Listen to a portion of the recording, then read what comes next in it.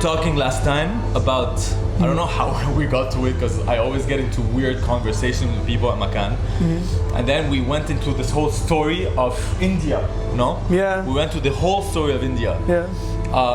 And this is why I actually wanted to talk to you today, because I'm super interested in India. You know, I lived in India for 3 months in Oh, Bangalore. you did? Where? Come on, Ish, I thought you knew me.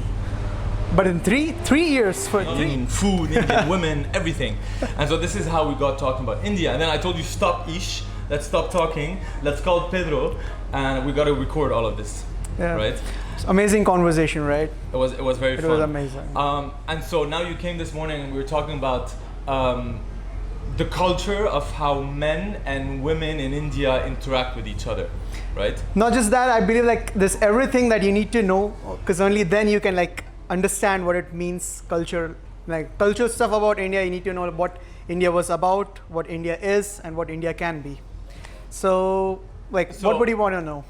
So what do you mean how India was about? So for me, the most important aspect of how India, and this is how I got super interested about Indian culture, is how you've got 3 main religions. You've got the Muslims, you've got the Hindus, and you've got the Christians. And how you live with each other, more or less at peace. I would say compared to my country, where we have around 19 religions or 19 sects, and we're in practical, constant or perpetual civil war. So how do you guys live with those 3 religions and you don't kill each other on a daily basis? So the thing about India is it's not just the 3 religions. There's like many religions in India, but yeah, you could say that, you know, Hindus, Muslims, Christians. Of Thank course, you. This is how you eat it in Lebanon, man. Well, can I get you anything? No more guys. Just a normal conversation. Drink would be lovely. Yeah, sure. I can't drink enough here. I'm just like, it comes out. Oh, water would be lovely, mate. Oh, yeah? Of course, I'll go for it. Go for it, man. I'm listening to you. Go for it. Go for it. The thing about India is, it's not just the Hindus, Muslims, and Christians. Basically, every religion has its own place in India. There's also Sikhism, which is another religion, and there's Buddhism. And all these religions live with each other very peacefully. They try to live peacefully, but I believe that the main thing that helps India is like diversity in general. It's like being it's celebrated in India. Okay. So when it comes to diversity, there's like so many states. And but how did 3 religions start being in India? How did that happen? What was the origins of having 3 main religions in India? Because I know that in the end it started with Hinduism, no? Yes, it did. Yes, and then Christians came in and Muslims came in, and how did that happen? So the actual history of when Hinduism originated is a little bit disputed, but you could say that around 2,600 years ago, you could say Hinduism 600 years ago. We don't know the exact date, but yeah, around sometime around that time. Damn. 2,600 years ago, or maybe more than that. Actually, 2,600 BC, I would say, not even 2,600 years ago. Hinduism came to be a religion, and basically there were a few gods that we were worshipping, and then became a million. Not exactly. Got a million gods. Don't tell me no. That's a stereotype, which is not exactly true. There is a million ways you can worship a few gods. Okay. So yeah, very nice. It's not exactly true that there are a million gods, nice because nuance. you can never really worship a million people, because that's humanly impossible to do so. But yeah, so in the ancient India, people were experimenting with a lot of things. They were experimenting with philosophy, they were experimenting with sexuality, they were experimenting with, you know, science and everything. So ancient India was more of, you know, exploration, you know, looking inwards for answers. So that's how you could say. Do you know where in ancient India geographically, just so that I have an idea? So now in today's terms, ancient India, you told me last time, was northwest India, part of Bangladesh, India. And Pakistan was one country, yeah, right? it was one region. It was the Indian subcontinent, which had which are even Thailand and, you know, others, Pacific islands, a few islands. Really? Something, yeah. Okay, it was something. part of this whole. Okay. It was the whole thing. And in the who was beginning. ruling at that time? Do you know? So India has been ruled by different people over different years. So we had Hindu kings, we had conquests by Muslim people, we had, you know, colonialism by European people as well. So at present day, India is being ruled, I would believe, in the modern politics, the modern democracy. So yeah, how India is being governed, how it is being ruled, how it is being run changes in every century, I believe. Okay, so you're English and you're Indian. The whitest guy in Madrid. Right? And so I think there's an amazing conversation I've had. Yes, and the is. moment you're going to get to English colonialism in India, I think Will would be an awesome added guest to our lecture. But I mean, okay, so Hinduism started in Rajasthan, am I correct? Not really, no. Come on, man, give me one good point. I'm being incorrect on everything. No Okay, worries. so what's about Rajasthan? Rajasthan is the place that I originate from. That means my family is from there, Rajasthan. Okay. But not just Rajasthan, I would believe the ancient Indus Valley civilization around 2600 BC was somewhere around Rajasthan and present day Pakistan. That's where the origins of Hinduism came to be. That's where I would believe the first, Hindu monks originated. And ancient India was all about, experimenting with thoughts, with spirituality, sexuality, and whatnot. So over the period, sexuality, is this where the Kama Sutra came from? Yeah, that's right. Damn. Yeah, that's where around that region. In 2600 BC. Exact date of when Kama Sutra originated. Yep, I would believe that around 2600 BC, Hinduism started to, gain a stronghold in India. We don't know exactly how old Hinduism is because it is disputed. But yeah, I think somewhere in, not that old, but somewhere around 400 or 580, Kama Sutra started to develop in India. Yeah. Okay. So India is like very complicated to understand because no one really knows what India is because it changes every time. So thousands of years ago, it was all about meditation, it was all about spirituality. And as things started to develop, human consciousness started to develop in India. People started to think more about what they want to do in life, what they think about what things should be. And over a period of time, a lot of different things happened in India. For example, you could say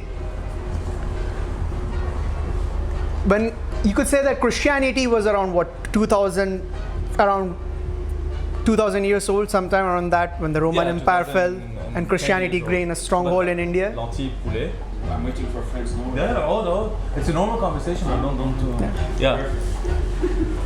So India had its own value system, its own beliefs and everything, but over the period of time when a lot of conquests and invasions happened, India got exposed to other cultures and other ways of thinking and everything. Okay. And when you talk about India got exposed to other cultures, I want to know how the Muslims started invading India to have such a big Muslim community in India that's very potent today, right? Yes, it is. So you told me there was this, I forgot the name of this sultan who started invading India from Rajasthan, and Rajasthan was the main stronghold of Hinduism. Not really, no. Like I would say, I'm sorry. I feel like I understood nothing of what Ishan told me yesterday. Tell me about it. So how did this guy invade India? What?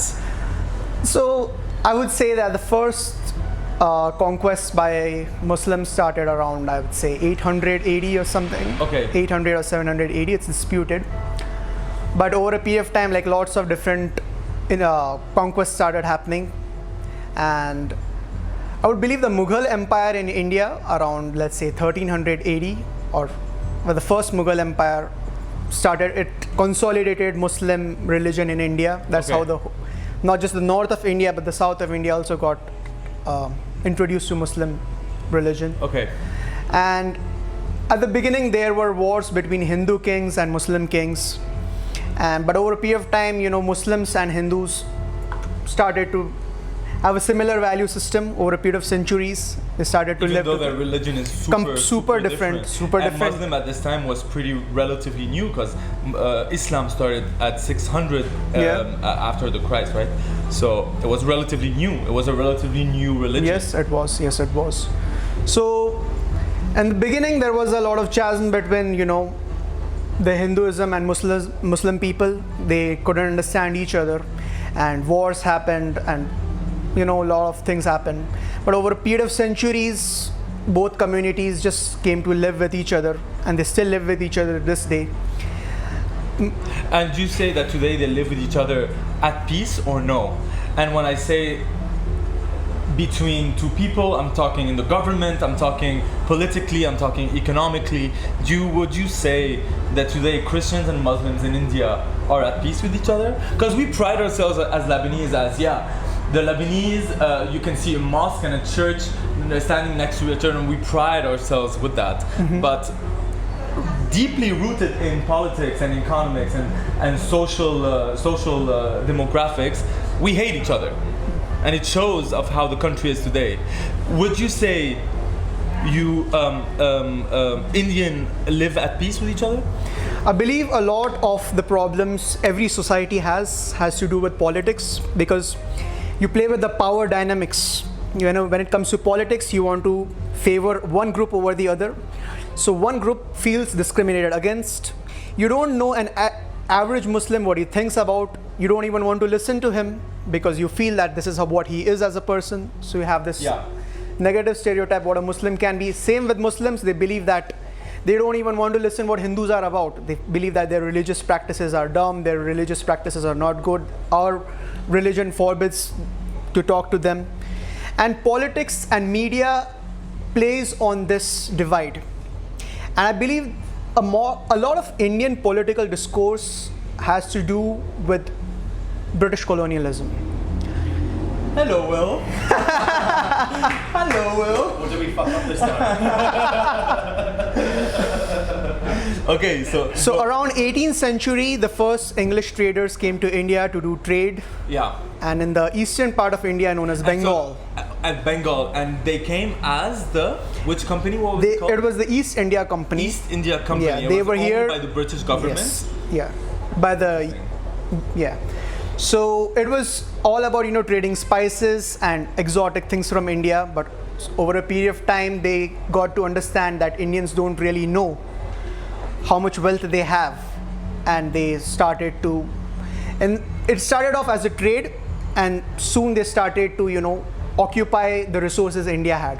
So they bought it. They paid farmers and Indian people pennies, and they brought it to the West and sold it for way more expensive. I believe a lot. I believe a lot of it. How India has been mistreated by different rulers has to do with Indians themselves, because I believe that how British gained power in India, they saw the powerful person in India does not think the less fortunate as equals. I gotta feed you, man, like my grandma feeds me. Yeah. So they gained resources. They saw that the kings in India, they believed that we could have this thing, we could have this resource, we could have power over this aspect of the society. If we could, give this preferential treatment to this person. I'm being very vague right now. For example, they started to develop trade in India. How did they become so successful in trade? They believe that the average Indian laborer who does a work, he doesn't really know how much he should be worth. I don't know, man, the camera is making me super awkward. Don't worry about it. Do you want me to stand like this so that you cannot see the camera? Maybe you can look at me at my beautiful face. No? At my beautiful beard, at my... It's just that, when you try to script a conversation, that's where it does not become that organic, and but spontaneous, before going into the English colonialism, just about Rajasthan, it's not true. I would first. You told me this last time. You told me that the prince. I'm from Rajasthan. But Hinduism did not originate from Rajasthan. No, but was it the stronghold? That Hinduism was very strong in Rajasthan, and when the Muslims started invading India through Rajasthan, it was a stronghold that fought back. It was not just Rajasthan, it was Rajputana in general, which was Rajasthan, Kashmir, present-day Pakistan, and Punjab. Okay. That was the place. So, but it's not completely true. I would like to make another point. Hinduism did not originate from there. It was in the South India as well. Okay. And so just tell me, how did Christianity enter India? Mostly the European people Okay. They were here, they brought their own culture with them. For example, the first introduction of Christianity to India was through Portuguese conquests. Portuguese conquest sometime around 15th century. Really? Yeah. Portuguese? Portuguese people introduced Yeah, Christianity. man. Portuguese are also everywhere. I didn't know that. I believe it was the Spanish. Not the Spanish people. It was the Portuguese people. Yeah, the Yeah. Portuguese people. Okay. They did. Awesome. They introduced. So this is how now we have Muslims, we have Christians, and we've got Hindus in India, and they're in one country. So how we talked about the whole Indian region, right? That's now present day Pakistan, India, Bangladesh, and some of the islands. Yeah. How did it get divided into being Pakistan, Bangladesh, India, and Sri Lanka, and all these islands got to be independent countries? How did that happen? The English again, no? Yeah, you could say that. Okay. So when the people in India were getting fed up of English rule, they wanted independence because every Indian started to feel the impacts of English colonialism. People were dying of hunger, people not getting what they wanted. And Indian freedom struggle, the first Indian freedom struggle was around 1857, but it failed. Second Indian freedom struggle was around, I think, 1947. That's where 1947. 1947. That's when India got Where is independent. Gandhi in that timeline? Yeah, somewhere around that time. That's right. Okay, perfect. Gandhi. Yeah. So when India got its independence, the British government wanted to keep India in check, the growth of India in check, by seeing that a country. So they decided that there should be a Muslim majority country called as Pakistan. And two parts of where Muslims were in high population was East India and Northwest India. So Northwest India of Punjab region came to be known as Pakistan, and the eastern part was called as Bangladesh. Okay. So it was initially West Pakistan and East Pakistan. Okay. East Pakistan, which is presently known as Bangladesh, Okay. which got its independence in 1971, I believe. 1971. Yeah. This is where Raju, who works with us, is from, right? Right. Bangladesh. Right. So yeah, I believe that India is so successful at being diverse and being being chill in general with everything that comes across its way. It's because India has too many languages. It's 51. Yeah, it's so difficult for an Indian to relate, for North Indian to relate to South Indian. They don't even speak the same language, but there is a shared set of values that okay, I understand this person, what he's about, what he's talking. So at present, I believe the challenges in India is, of course, there's a lot of challenges. First of all, there are a lot of people. So not everyone gets to, I would say that it's a lot of fucking things, man. I don't even know where to get started. Okay, no, don't worry about it, man. Well, don't stress, baby. So you're gonna post all of this, right? No, we'll edit. Edit? Absolutely, you should do that. Okay, so tell me about Gandhi. So the English came in. They came with their East Indian Company, let's call it this, as they call it. This guy is a historian, man. So they call it the East Indian Company, right? Yeah, East India Company. East India Company. Yeah. And so they started trade. They started taking advantage of farmers, of average Indian laborers, and all of that, right? Yeah. And 1945. 1947, India got its independence. Indian got its independence, and Gandhi. Right? Gandhi was the leader of the Indian freedom. And so, what did although there were a lot of people, Gandhi was the figure. So, what did Gandhi believe in? Gandhi believed in Satyagraha, which is standing for the truth. What's it called? Satyagraha. Graha. Yeah. Standing for the truth. Standing for the truth. Yeah. Perfect. And that's what the word means. How did he accomplish that? So he believed that India should get independence not from militant means. We should not. It's impossible to defeat the British at their own game. Okay. So how about we disobey the government? We don't show up for work. We don't do anything. Everyone just gives up. Okay. No, it's not the right way to say it. It is basically civil disobedience. It's civil disobedience is that the Englishman tells, hey, I want this amount of crop. Just Indian people don't show up. They don't do it. And what happened at the beginning? So at that time, British was also occupied with the World War. One second. Take a pause, man. Take a pause. Ish, I want to continue just a bit on some history of Gandhi because I want to understand a bit more how Gandhi is such an iconic man, you know, in the world, and why is that, and why he's revered by the Indians, and maybe he's not, and you'll tell me that. And then I would like to get into more of of your own personal experience with Indian culture, and now that you live in the West, now that you live in beautiful Madrid, how you can see that the Indian culture sticks with the Western culture, right? So we're saying that Gandhi came in, he said, hey man, I'm not liking the English here because they're taking advantage of Indians, right? Yeah. And we're gonna stand, what was the word that you said in Indian? Satyagraha, that was the Indian freedom struggle. That was the first thing that he came up with. He said that civil disobedience is the key to rebellion.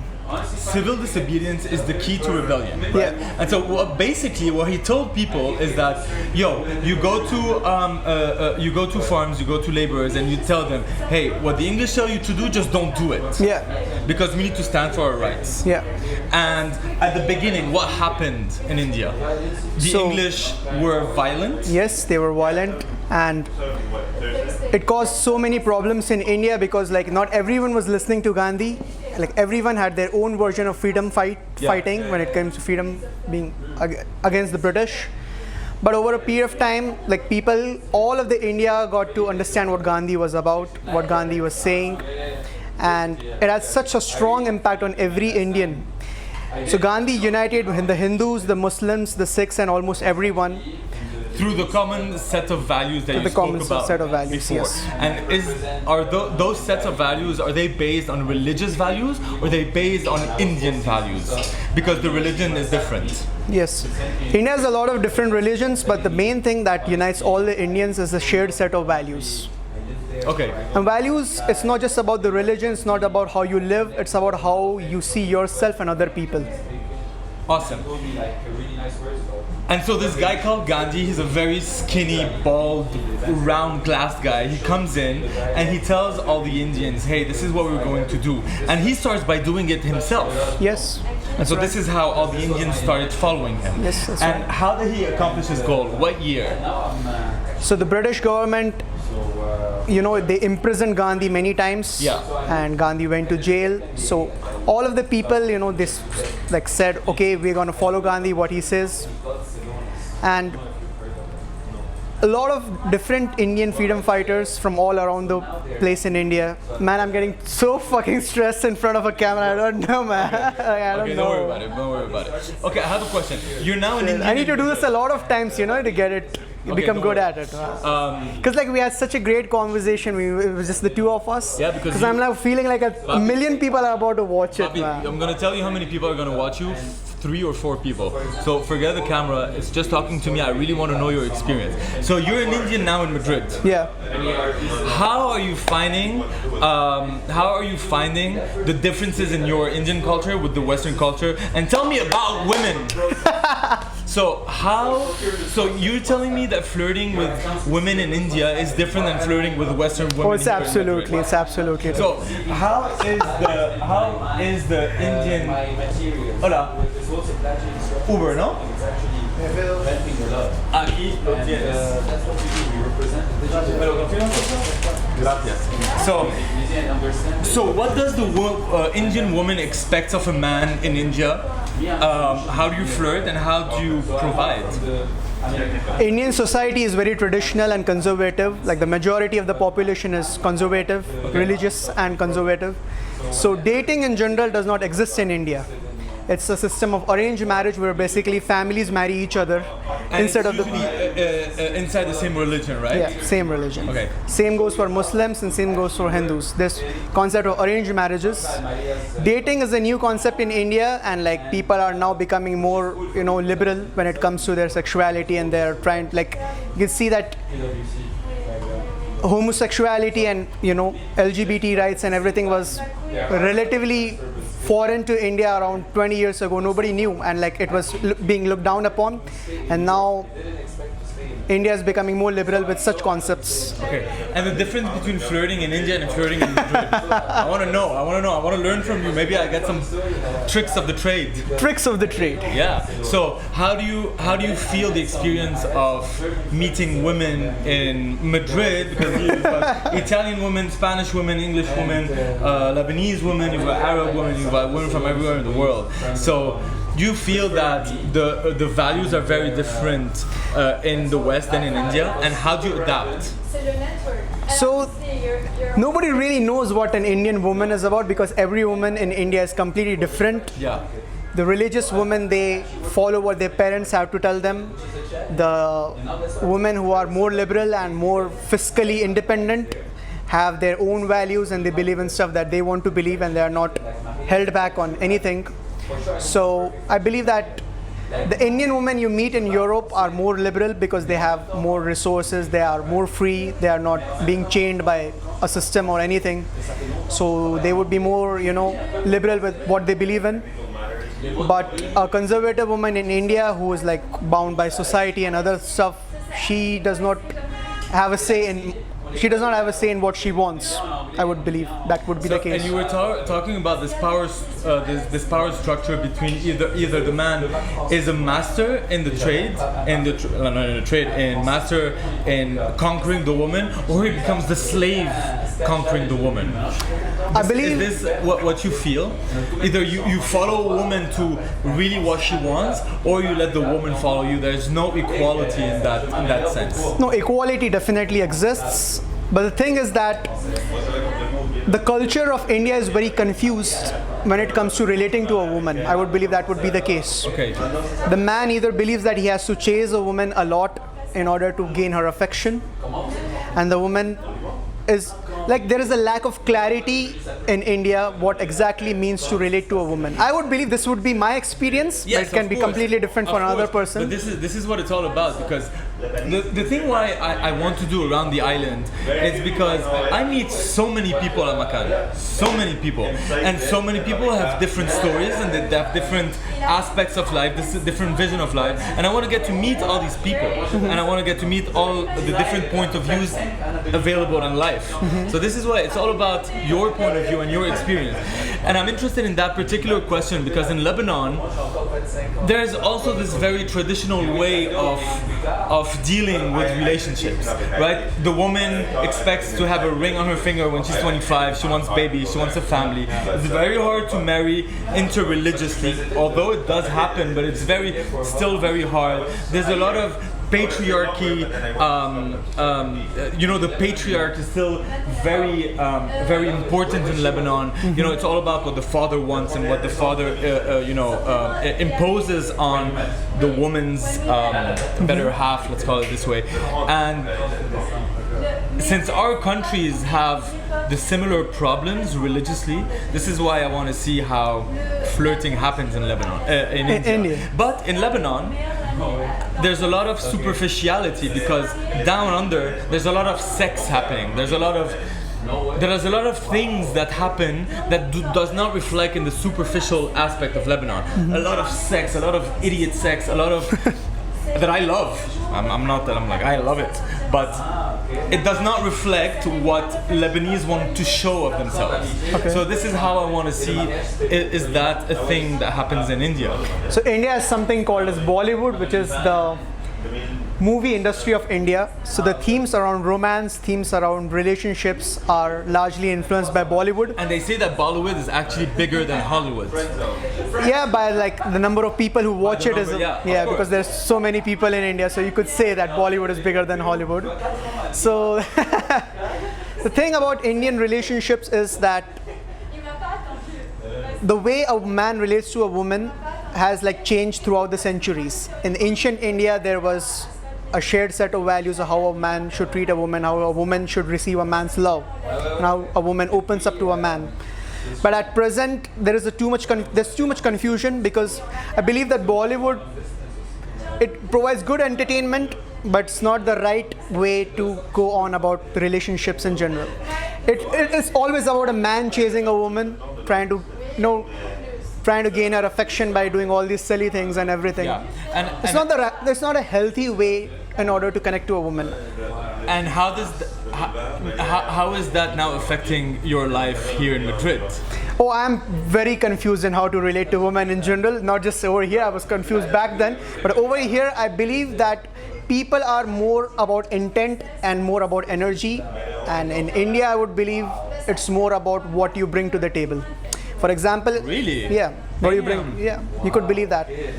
So when it comes to personal, embodiment, personal development, India is like every culture is growing, every culture has its own set of values and everything, which is fine. But over here, I believe that people, they somehow come to know what the other person really wants. Can I ask you a somewhat difficult question? Yeah, sure. You man. can tell me I want to answer this. You can tell me I don't want to answer. You can tell me go fuck yourself, Alex. I don't know. No, go on. Right? Yeah. You told me that the average Indian man is not viewed as being attractive or sexy for the whole world, right? I believe a lot of it has to do with the Western media Because and stereotypes. I Yeah. believe this to be totally untrue. Oh, What thanks, you man. told me. I think you're very sexy. Thank you. I believe this to be totally untrue. But I want to know why you feel this.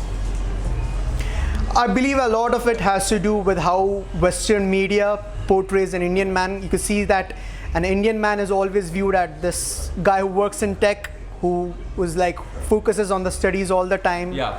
and is like awkward with women and everything. So this is why you told me this. Because So people don't. It's a portraying how, of what an Indian man should be and that how makes does him. that, believe. how does that affect you in your daily life? Because it is so untrue. So when you show up to parties and you met- try to not, you don't show up as this typical Indian person, they get very confused that why is he not being so submissive? Why is he talking so much? Why is he trying to express himself? Exactly, because I It's meet the Western a lot of, media. I meet a lot of Indian people. I meet a lot of Indian men.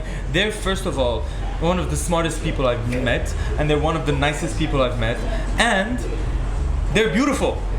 So what it's true that media portrays the It Indian does, man yeah. as such, and it's a shame. And I want to know how you overcome that when you see, for example, here in the West, yo man, and then they see, hey, Ishan is not like that. How do you feel like a dichotomy in that way? Do you feel like poop, there's a break, there's a for example, how they see the Lebanese man, for example, we are portrayed as, in the Arab world, we're portrayed as terrorists. We're portrayed as having camels, at not being advanced. This is how the media portrays the Arab world. And then when they see a normal, modern Lebanese man, they say, "Oh wow, Lebanon is actually not like that." Right? And so I can see this. I can see in their faces that it's very, it's very shocking for them. Do you feel this? I believe that it depends upon person to person. Like you are very receptive to people. You treat everyone like super equal, super nice, and everything. So like everyone connects with you very easily. But like the same cannot be said about a different Lebanese person. So it's like difficult to stereotype and categorize everyone in the world. Everyone thinks that Americans are super social. They talk all the time. They go out all the time. But you could find a few Americans who are not that social. Same goes with Indians. Like I'm not a super social person. I'm very socially awkward. But it takes the right group of people, the right people. Only then I can express myself. Like for example, there's a camera in front of me. So like I'm stammering all the time. It's not who I am as an authentic self. My authentic self is like who I am as a person, right? So I'm trying to put on a front that is not me. So I believe that what the world needs right now is less judgment of what people should be, less grudges against how the way we view people. For example, in India, people judge so much, and that is why it can be a good thing and a bad thing, because it protects you from it helps you take care of yourself. Man, this camera is making me stammer all the time, and I don't like it. Thank you, my man. I understand you a little bit in the fact that I think people need to have the responsibility to go and make mistakes, Yeah. to understand what's wrong, Yeah. and when you're in the presence of people that are going to put you down a line, it's like that's too strict of a line. You need to be able to bridge out and come back to yourself. Yeah, that's right. You need to be able to discover yourself, and I think that is about going down the wrong paths and then coming back. I truly believe that. Yeah, And I was listening to you earlier about especially like culture within like sex and it being so like flamboyant and everyone having so much sex, and that in the UK is a big problem, like a real big problem. It's hard to say whether it is a problem or not, but I think so, because Go for it. By the way, this is Will, man. Will is awesome. I'm sorry, I'm not like a... What are you talking about? Why are you sorry? There's a few things like I heard you talking about, and like sex in the UK is a giant problem, and it all roots down to social media making it so accessible, right? And I genuinely believe it's rare in the UK to find relationships that are solid relationships, that are trustworthy, and that is genuinely becoming a massive problem. And I think religion as a whole helps mitigate that, and I think it gives people good guidelines to follow. But I also think people need to discover that themselves, you know, as well. And I think people need to, rather than being forced down that line again, be on a guideline, be able to go take different pathways and then come back, you know. Do you think spirituality helps? Massively. I think for myself. Because the Indian people are very spiritual. Absolutely. I mean, the last couple of years for myself have been very transformative, and I think that's normal for guys that get past 25 and start heading into their 30s, and then the 30s become their man. 25, Will? Yeah. 23, 24, you look buff as fuck. Yeah, 29, 30 this year. I think there was a lot of different things that helped me with that. One was making a lot of mistakes, and realizing that, and two, psychedelics helped for me personally. That's probably a completely different subject, but one thing I heard you, changing subject again a little bit, in Indian culture in the UK, you know, I think it's, again, like misunderstood massively, and for me it's kind of annoying because I know not a lot about Indian culture, but a little bit, and I know how respectable it is and how embracing and warming it is.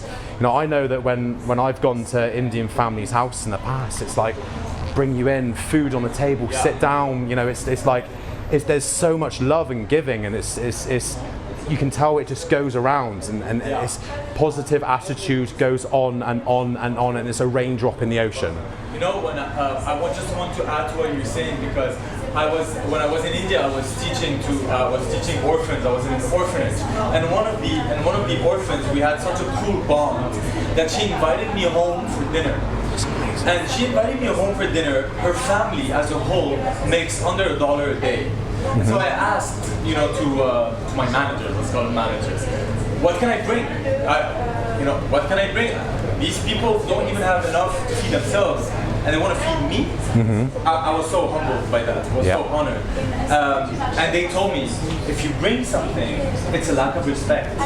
You have to go and you have to eat what's on the table. Yeah. Because it's still very traditional that you're going to make them feel as though they cannot feed you. Yes. And if they invited you, it's with intent. Exactly. And they invited you for a purpose. And I was like, in a shed, in an iron corrugated roof shed, who lives less than in a 3x3 meter shed, is inviting me for dinner. And I was so, and I was so humbled by that. And it's a show of how Indian culture is. It's very similar to Lebanese culture. You know, Lebanese culture is very much like that. Absolutely, yeah. It's very similar to that. If someone was to invite me in the UK to dinner, I'd find it weird. However, if an Indian family were to invite me to dinner, I would be honoured because I understand it. And again, in the UK, a lot of people don't understand that, and I think it's because there's small radicalist streets, like especially in like London area, where it's very small areas of Muslim streets that because I think they've been I think they've been bullied, harassed, put across the wrong way. They become so defensive, and you get those small streets. Like I was just saying, we get streets throughout London of Indians, Muslims that have become more radicalised, and I think it's because they've been so pushed out and put into like one area, and like you stay here, you know, like yeah, it's almost like they've been segregated, like genuinely segregated to a whole street. They have to stay there, and it's like they almost have to protect that area. And you can understand it, you know, and like it's not great. And I genuinely think that if there was more information about especially Indian religion and just as a whole, I think the people in the UK would be so much more inviting about it. You know, they would understand it a lot more. But what happens is in the media is all this hate gets pushed out. It's horrible, man. Yeah, of course. Guys, we need to cut it. Who wants the mic? I love you, man. No, well, thank you. Thank you for coming in. Sure. No, Oh, Will, you were